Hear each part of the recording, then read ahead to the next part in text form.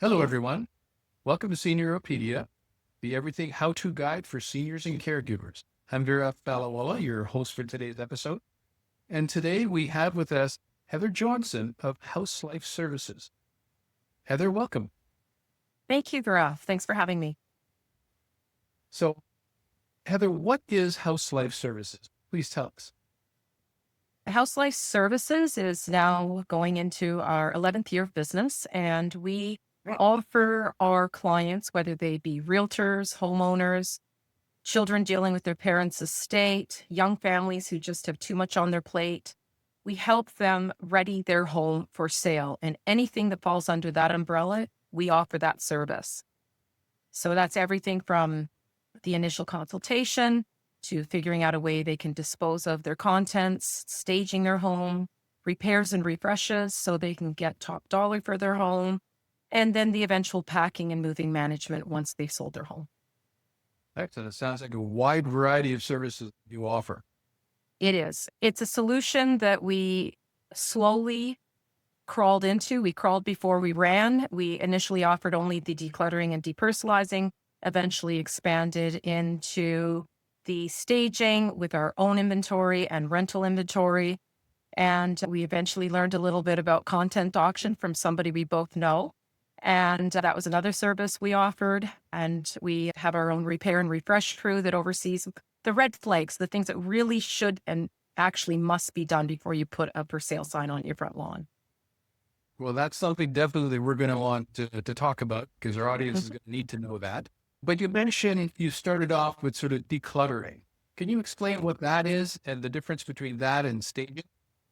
Yes. Decluttering is not just about people who have a lot of stuff. It's also a lot about how personalized a home becomes as we live in it. So you'll have various pictures of your grandchildren, possibly some degrees that are framed up in your office. There may be some awards, some sports awards, trophies with names on them. That is more what we mean by decluttering. It's actually more depersonalizing the home. So there's nothing specific to ethnicity, religion, your travels, your personal life, and also your private life. What I mean by decluttering, it's actually more depersonalizing. Now, there is decluttering. There is decluttering because we do gather a lot of stuff over our experiences of living in our homes. And that obviously has to be dealt with. We don't want a lot of boxes lying around or a lot of stuff that is sitting pushed into a room that's now become the junk room or the junk drawer. That needs to be dealt with as well, but it's more about the depersonalizing of the home. Okay. And where does that fall into why depersonalize, basically? The reason you want to depersonalize your home is simple. You're no longer selling your home. You are selling the next person's future home. So you want to depersonalize it so whoever walks into your home, whether it's a developer or whether it's a young family or it's parents looking for a home where they're helping their children, you want them to be able to envision it as their home. So they don't really care about your travels and your grandchildren. They want to be able to envision their stuff in your home. That's why we depersonalize. You depersonalize to make them feel when they're walking in, they can see themselves living in this home, their future home, not your past home. Okay, so that's the depersonalizing. Of course, decluttering is you don't have to be selling the home to be decluttering. You just need to organize it a bit and make some space. Yeah, the best example I give people about decluttering is imagine that your kitchen and your bathrooms need to look as if you never used them. That's what decluttering is from a staging perspective, meaning that we don't want a toaster with crumbs on the top sitting on a kitchen counter. We don't want your toothpaste sitting on top of the vanity. We don't want your hair conditioner or shampoo sitting on a shelf in the shower. That is the decluttering part of staging. The bigger part of that is if you have a lot of stuff that's deterring from how you define a room, that needs to be dealt with too. For instance, we don't want a bedroom, a primary bedroom, to become a primary bedroom / nursery / home office. It should only be a primary bedroom. Otherwise, it's sending a message that there's not enough space in this home. That's what we mean by decluttering from a staging perspective. So it's a bit of a psychological impact. Absolutely. It's when the future homeowner walks into your home, they can see it not only as their home, but they can have an emotional connection to the home. and each area in the home is defined. So they don't really have to think about, well, what would I do with this space? Why aren't they using this space? You want them to walk in and see this as their absolute ideal situation, their perfect home. But if not, you want them to at least envision it as their potential future home. And the ideal is that you have several people walking in with that same feeling. Okay. So this is really just for the purpose of selling the home. That's where the staging is coming in. Decluttering can happen at any time if required. Absolutely. Depersonalizing is kind of a precursor to the staging. And that's to kind of make it look open. I know that, Correct. when you walk into a room and it's just packed full of stuff, you kind of get this overwhelming feeling. But That's once correct. everything cleared out and opened up, it creates a certain level of openness in one's mind that allow you to envision the possibilities of that. That's correct. Yes, that's right. I mean, I think that you and I had chats in the past that what we find with staging is that some people make the mistake of thinking that staging is decorating. Decorating is not staging. Staging is not about your personal tastes, your personal trips that you want to capture in framed photos on the wall, your history with your children. That is not staging. That is decorating a home to your personal taste.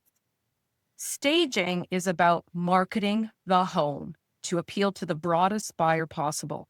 So you really have to be in tune with what the current climate is in the marketplace, what the realtor's marketing direction will be, and you really need to understand the demographic of who it is that they feel will most likely buy that home.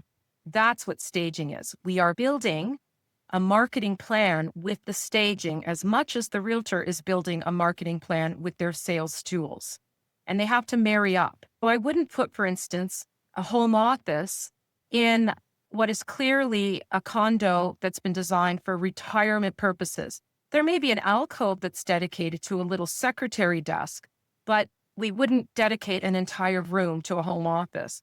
Whereas in a demographic where it was young professionals that were working either full-time or part-time from home, creating a home office is essential. We would have to carve out a space to provide a proper home office. That's what staging is. It's not about the pretty things that define your past. It's about the neutralizing that will appeal to their future. So what I'm hearing is that even in terms of interior decorating and staging, they're two totally different stages of one's life. Yes. Where let's say, for example, we have bought this home and now we want to hire an interior decorator to help us decorate it to our tastes and Correct. to what's fitting to us. But staging is about when I'm about to leave the home, then we want to set it up for marketing success, whereby That's right. people, when they come in, they can look at it and go, oh, wow, this, I can see myself living here. Exactly. Now, that's not to say that we can't use a good deal of the homeowner's items, whether it's repurposing furniture, repurposing decorative items, repurposing artwork. There is an opportunity to reuse the homeowner's items. And that's a bit of a slippery slope that we find ourselves in, especially when we work with our seniors who are living with a fixed income and they want to be extremely cost effective with any choices they make. They want to make sure they see the return on their investment. We will, unlike a lot of stagers that we've seen in the course of our dealings with realtors and with homeowners, we often will, for instance, here's a good example, we will repurpose a dining room table, but we might bring in all new dining room chairs. We could, for instance, repurpose a perfectly lovely leather sofa, but we will remove the leather love seat and matching overstuffed chair because it's just too much for that room, and bring in instead 2 accent chairs and maybe a smaller coffee table and a lighter, brighter area rug to completely change the feel of that particular leather sofa. It's extremely doable, and it's something that I feel they should be offering that, especially when there are very workable items within the home. Another example is a bed. If it has a brass headboard that's maybe dated, they can be removed and they can be tucked away. And you can bring in either another headboard or there may not be a need for a headboard. That's the other side of staging that often gets overlooked. There's ample opportunity in most cases to utilize existing furnishings and decorative items. Okay. So when you're bringing in complementary items, I guess that's being rented That's by the correct. homeowner or the agent. And so you're coming in there and you're saying, okay, we're going to replace this, we're going to replace this, we're going to keep this and keep that. And so there's a cost associated with doing that. That's So right. do you have an entire warehouse of things then that you can provide sort of on a moment's notice or go out and buy from HomeSense or whatever? We don't do that. That's a no-no because often those things, they get returned. And I think I don't really support that way of staging. We have a combination of our own inventory, and our own inventory, it consists of tabletop decor, artwork, bedding, throws, books. That's our own inventory. Our own inventory is something that we warehouse ourselves. Now, if we're being introduced to, say, a completely empty space, we do have a partnership with a furniture warehouse that offers their furniture as rental pieces to us, and it's a flow through for us. It's not an upcharge. It goes through our company and it's used by the home or the realtor who's utilizing it for staging purposes. We are not a furniture company, and it's imperative that our furniture stays up to date, that it's current. And for us to warehouse that would be a completely different business model. But we do have our own inventory where we keep very up to date artwork, but we also have artwork that is more suitable to, say, an older home. And we also have, this is a little example I like to give. We don't like every single home to be staged the same way. You wouldn't stage a home with a kitchen that maybe dates back to the mid 70s, the same way you would stage a kitchen that has been renovated in, say, the 2000s. The 2000s, you typically always see the standard 3 San Pellegrino bottles. Whereas if we're going into a kitchen that was maybe renovated in the 70s, we would bring in instead 4 mason jars filled with lentils, coffee beans, maybe some pasta. So we are staging the home, but we're also trying to play to the home's own uniqueness. So that's our inventory. Our inventory is actually very broad. We have inventory that has historical pieces that we can utilize when staging a kitchen, right up to the typical San Pellegrino bottles with the stacked cookbooks and the layered chopping boards. That's the thing about staging that I feel should be addressed, because a lot of things I just mentioned, you can find right in the homeowner's home. But we do have it and we can bring it in at the drop of a dime. If we do need to rent from the warehouse, we need a little bit more time up front to get set. How do you stay on top of all the different trends? It sounds like you have to have this vast assortment of things. Well, funny enough, one of the ways I stay on top of the trends is through my consultations, because I see such a wide variety of homes throughout my consultations. And I will see anything from an $18 million home in Rosedale to a $350,000 condo in downtown Toronto. That is part of what keeps me on top of things, because I get to see the trends from every different perspective. I also am an avid Googler. I'm constantly on sites that show current trends. And I also do some research when I want to play to a home's charm. As I said, if it's a home that was built, say, in the 1950s, we may get out some of our old mid-century modern pieces and use those when staging. So that's all part and parcel. It's Googling. It's really taking notice of what people are doing when I do my own surveys. I'm not really a magazine person anymore. I'm more of an online person. And I do take part in quite a few trade shows. And also through those trade shows, I get to meet other people in the industry. And that is a wealth of information for us. Interesting, which you, of course, bring all the way through to the customer. We cater to seniors and we have a find a realtor program. So I'm in constant communication with a lot of different realtors. And I know that when they're filling in their profile on our website, they're often adding that we'll pay for staging as part of their value-added services. Now, I don't think everybody does that, but what's your experience? Do realtors pay for this primarily, or do they bring you in and you build a homeowner? How does that all work? There are that we've seen this managed by various realtors. Some realtors will offer staging included in their listing agreement with the homeowner. That's pretty straightforward. But behind the scenes, the realtor may have had a private discussion with us about what their budget is, what their marketing goal is, and we will be respectful of that. Oftentimes, if there is a budget that the realtor is working to, they will communicate that to the homeowner, that they will pay up to a certain amount, but the homeowner is responsible for the balance. And then it becomes a discussion of how much is needed to really get this home ready for market. Then there's the option where a homeowner may pay completely for it because they have an extremely vested interest in making sure this house sells, gets top dollar, and they will foot the bill. But there are two other options.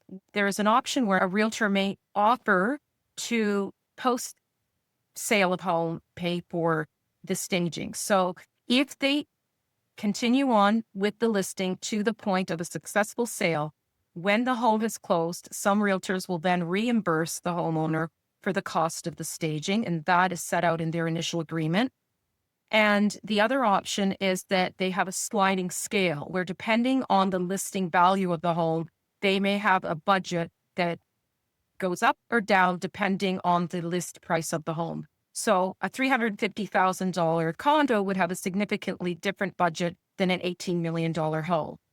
That is another option we have seen where they'll have a bit of a sliding scale of what percentage of the listing price they're willing to invest in the staging upfront, and the realtor would foot the bill.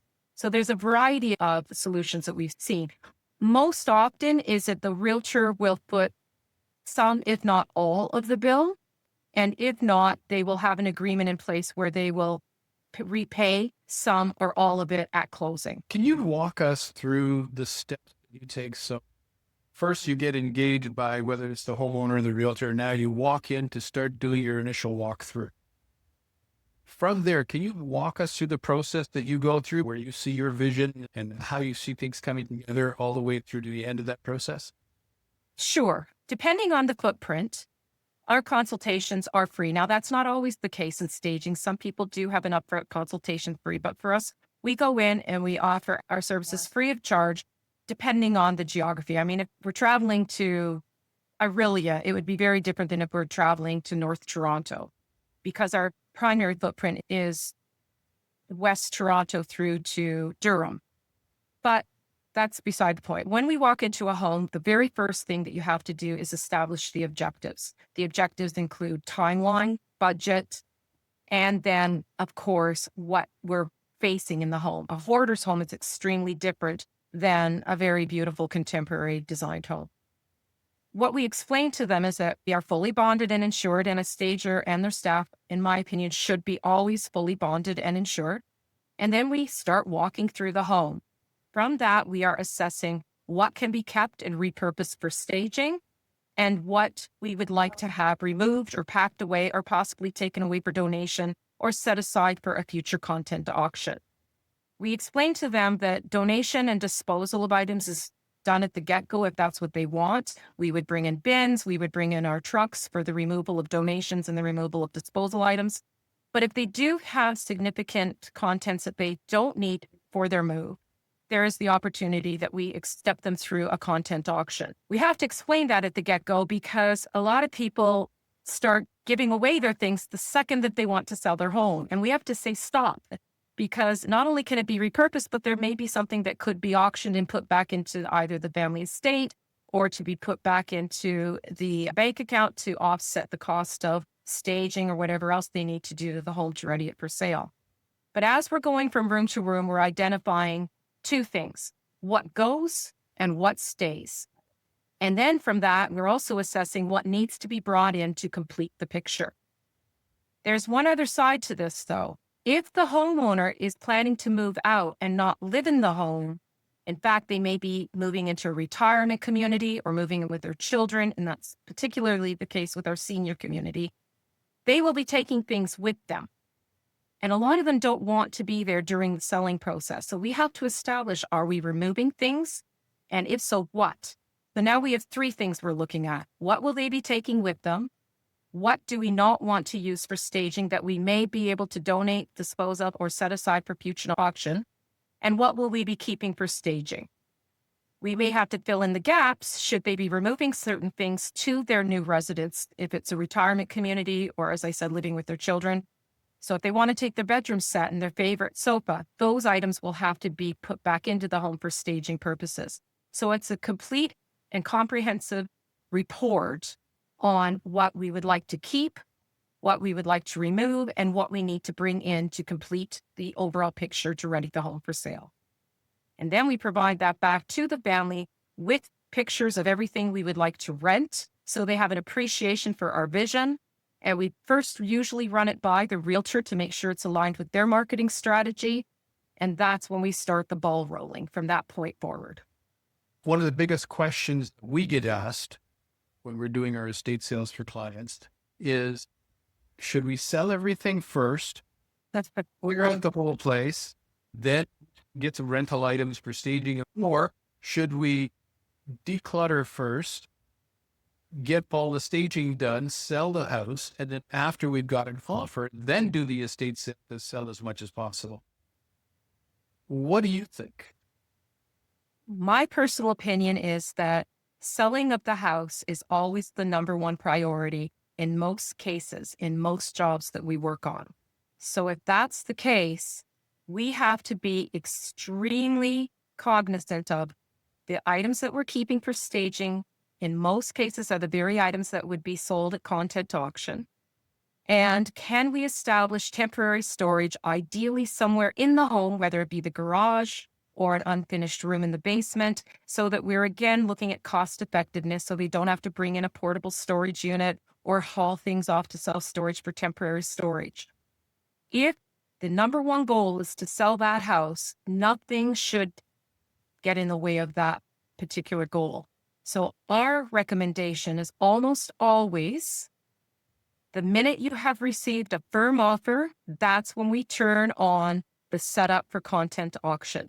That's when we start going in and denoting the various auction lots, doing the photography, the cataloging, and the uploading. The only thing that may inhibit that is if it's a short close. Unfortunately, you don't know until you get the firm offer what the close will be, because even though the homeowner may ask for a 60 or 90 day, the buyer may insist on a 30-day.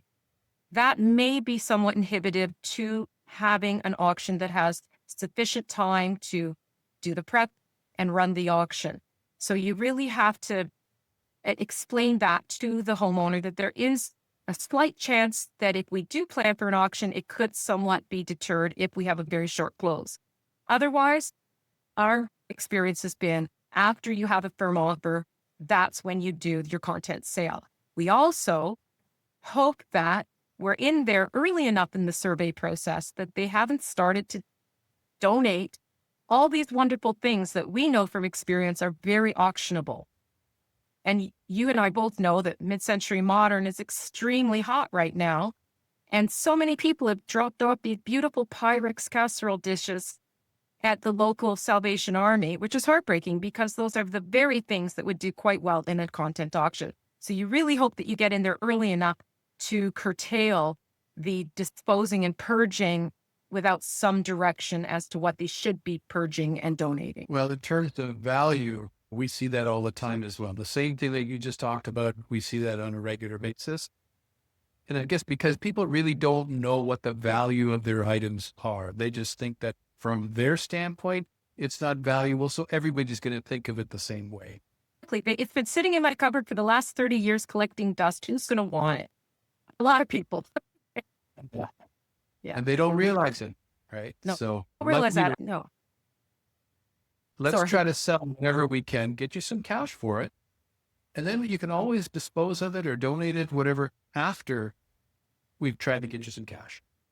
Absolutely. And I mean, because the way we approach staging is very organic, we have our handyman crew on site because they also serve as our heavy lifters. For example, if there's a sectional rug in the rec room that would be better used in the living room, they're not only repairing mold and water damage, because those are two red flags that must be dealt with, but while they're waiting for paint to dry, they are also put into service helping us with the relocating and repurposing of furniture.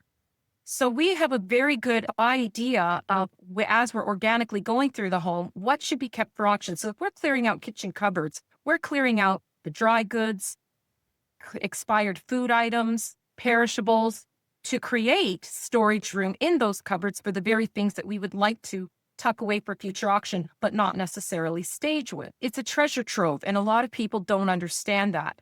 The secret upside of an auction that people often don't understand, but it's extremely valuable to them. An auction isn't just the value of what you're getting from the bidder. It's also the labor and transportation that they're providing. these items have to be removed from the home for the new owner at some point. Why not have somebody pay you when they bid on the object to then bring in their own labor and their own transportation to remove it? That's the hidden value of the content auction.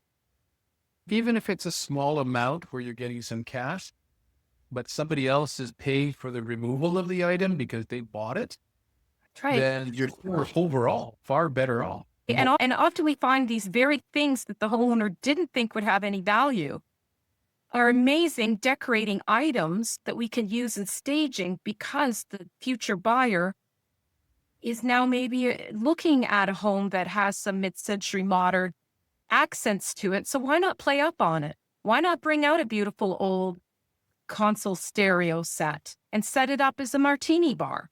Why not? And let's get out that old martini set and ice bucket. Why not utilize them when we're staging the home? Because it'll only add to the character of the home. So you're actually downplaying maybe some of the blemishes in the home by playing up on the quirkiness of the era that the home was built in. Very good points. And sometimes the buyers actually will also fall in love with those items. All the time. So again, saving you from having to remove it, especially all the larger. time. All the time. I just did a little semi-detached home in Etobicoke, and we brought in these 2 slipper chairs, just 2 little slipper armless chairs for her living room, and a beautiful boucle rug. And she absolutely fell in love with them, and they were purchased to go in her next home. Now, that was just staging items, but we also, on her kitchen counter, pulled out a bunch of her own wooden chopping blocks that she even known that she owned. And the new owner who had bought it had asked if she would leave them. It was a simple little item, but it made it that much more desirable to the future buyer. In this case, the actual buyer. Sure. Is staging more important in a slow market or a hot market? There's 2 sides of the coin. In a hot market, you've got lots of competition, so you want your home to stand out. In a slow market, you hardly have any competition, so you really want your home to stand out. All I can say to that one is that a home that has been staged intelligently will be remembered. And that is key, whether it's a hot market or whether it's a slow market. You want your home to be remembered because so many people are now shopping online and they're just swiping through like a dating site, swipe left, swipe right. You want your home to stand. And in order to make your home stand out, you must look at how it's going to present itself. And in my opinion, a staged home creates an emotional attachment. It defines the home better and it markets the home better. We usually use strategic things like pops of color. For instance, we might put a bowl of red pomegranates in the middle of a dining room table, because people will remember that home is the home with the red pomegranate. Or we may have a whimsical print in a child's bedroom of a pretty cute pink pig, and they will remember that house with the cute pink pig. So in my mind, staging never really has a season. It's a necessity if you really want your home to stand out and sell successfully. I've sold several homes myself, and every time there's an open house and you get a couple that's walking in, and I know exactly who's going to put an offer and who's going to probably be the ultimate buyer. I look at the wife's eyes. They walk in. If they start to grow and expand, then I say that she's got the look. And once I know that somebody's got the look, almost 99.9% of the time, they're the ones who end up buying the place. So I can see where if the place is well staged, that it's a much higher likelihood that she's going to have that look. They mean emotional connection. That's right.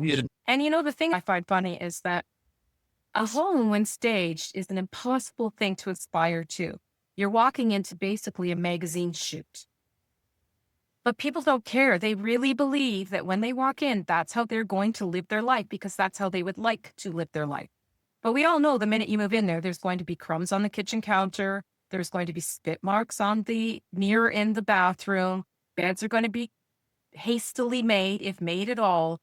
But they're walking into something they want to aspire to. It's basically a falsehood that they're hoping. They're not just buying that home because it looks great. They're buying that home because that's the lifestyle they're aspiring to. As you know, SeniorOpedia is all about seniors and caregivers. Do you find that there's a difference in having to stage a senior's home who's lived there for 30, 40, 50 years or more versus a regular family home? Yes, absolutely. In fact, more than 60% of the homes that we work on are either seniors who are downsizing or children who are managing their parents' estates. So it's far more emotional because you're seeing these items that you saved for and waited for over years, potentially being taken off for donation or sold at auction for pennies on the dollar. So you have to be extremely respectful of that process. And we don't walk into a home willy-nilly saying, oh, all this has to go because it's not suitable. You have to be extremely respectful of the fact that this is a home that hasn't just been lived in for 40 years, and it's filled with 40 years of much loved stuff that all brings wonderful memories, whether it's for the senior or for the children selling the parents' estate home. So in those cases, we do really lean heavily on the realtor's marketing direction. How far do we want to go with this staging? And will they be living in the home during the selling process? Because if they are living in the home during the selling process, we do tend to lean more on what is non-negotiable. What can't we remove from your home? It's absolutely fine. If you want your lazy boy left dead center in the middle of the living room because that gives you the greatest deal of comfort, we will work around it. And we will do it respectfully, and we will do it to the very best of our ability. However, if they're not living in the home during the selling process, we can be a little more aggressive with how we would stage the home. And unfortunately, that's usually the better option because we can give it our very best shot at bringing the home to market to appeal to the broadest buyer. But we do usually have consistency of team, which means that it's very different when you're with a young family that's got kids in hockey and ballet or whatever, and they just want to get the house on the market and they don't have the time. They just want it done. With a senior situation, we tend to bring in the same team from start to finish because there's that consistency of relationship that is key. So if I go in to do the consultation with my partner, it will either be my partner or me that takes the lead on that job from start to finish. So they know, we know their vision, their wants, their must-haves, and that we will make sure that those things are worked into the final staging overview. I'm going to give an example. They had the piano in the kitchen. Why did they have the piano in the kitchen?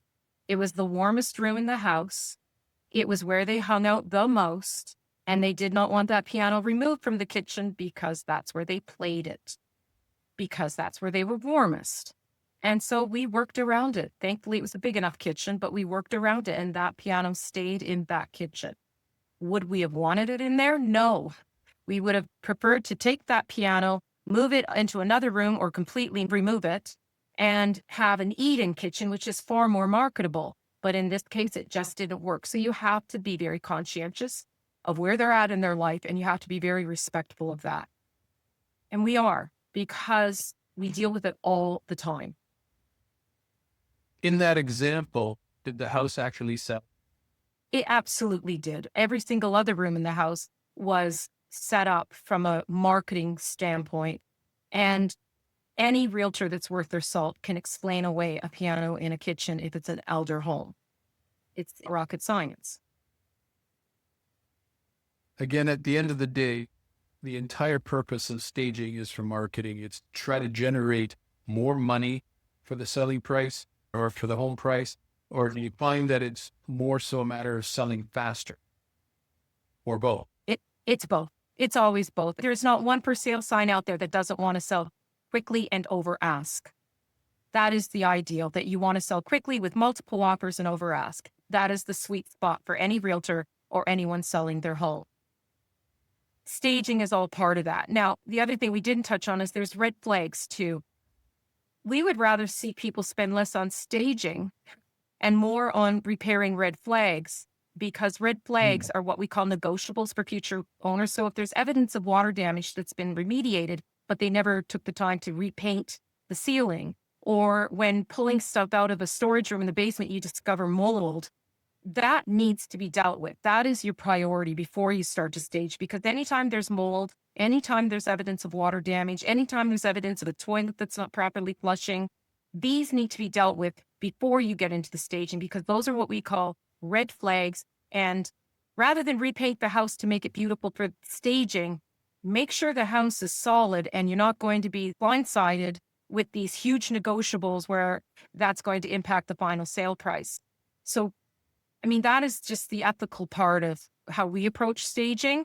And I wish everybody did. It's not always the case. It's a bit of a slippery slope, this industry, where people can easily be taken advantage of. But if you have somebody that is conscientious and ethical in their approach, before we get into the staging, what needs to be done to the house first? Sure, the decluttering, sure, the depersonalizing, sure, let's think about an auction. But as we're doing that, if we notice anything that's a red flag, that should be dealt with. And even if it's at the cost of cutting back on staging, it's more important. And I'm only saying that sort of as my public service announcement here, because it is kind of shooting myself in the book, but it needs to be said. Well, and you manage a lot of that anyways, right? We do. And that's why when you put together your comprehensive overview, we break it out into phases so they can pick and choose what the priorities are. And we actually list our phases in the priority that they should be. So you'll never see us putting staging before mold remediation. Never. Well, there's a lot of people out there who take a look at your plan, for example, and they would say, oh, geez, the cost of doing this and this and this is so high up front. And they forget that if they don't do it, buyers are going to build all of that anyways into the price. Absolutely. They can even retroactively bring it in. If they find this mold or evidence of this mold after they've registered their offer, they can, because if they put in their conditional upon inspection, they can then backpedal and back out by $10,000, $20,000 at that stage. And then you've lost the interest of the people, and you've also lost the momentum of the people that were excited about your house that would have possibly put in an offer. So it has to be an ethical process of what are the best steps that you should follow to that when you go to market, you are marketing something that is going to get you ideally a fast sale, multiple offers, and all over ask.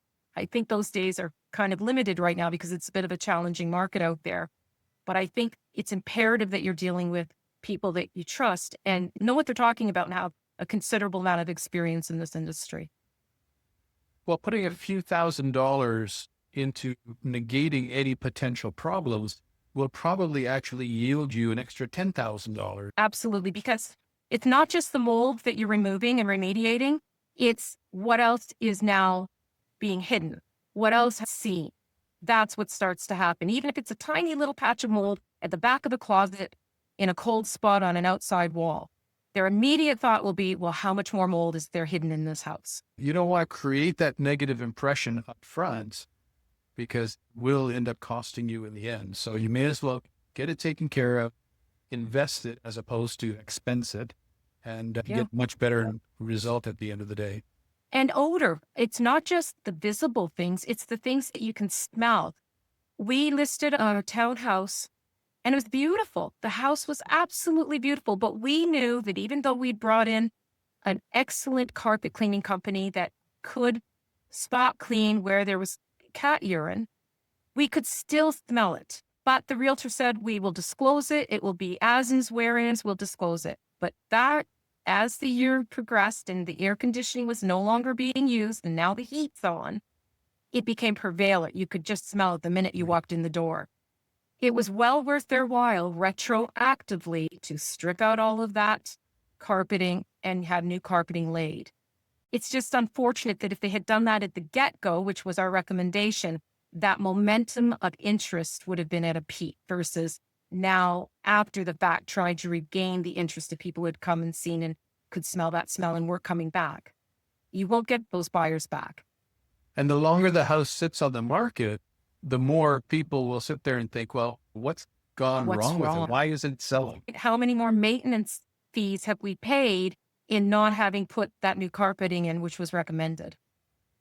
And it was a vacant house too, because the mother had already been moved into a retirement community. So I'm sure they were depending on the sale of this townhouse to finance her living accommodations. I've often heard about when people are staging that they should make the place look very neutral in terms of colors and things like that. Why is that? Well, it goes back to that. You want them to be able to envision it as their own home. So if there's glaring colors like a little girl's deep purple bedroom, they may think two things. Oh, I can't envision myself here. And, I'm going to have to do work before I can even move in.